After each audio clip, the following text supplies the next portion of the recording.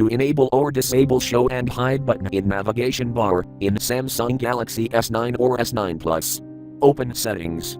From a home screen, swipe up or down from the center of the display to access the apps screen. Tap Settings.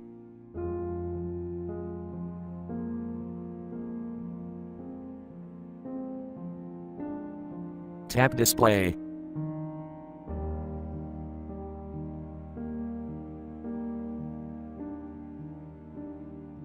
Scroll down.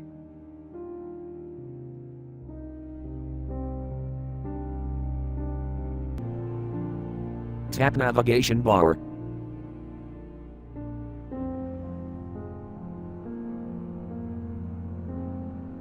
Tap Show and Hide button, switch until blue to enable, or tap until gray to disable.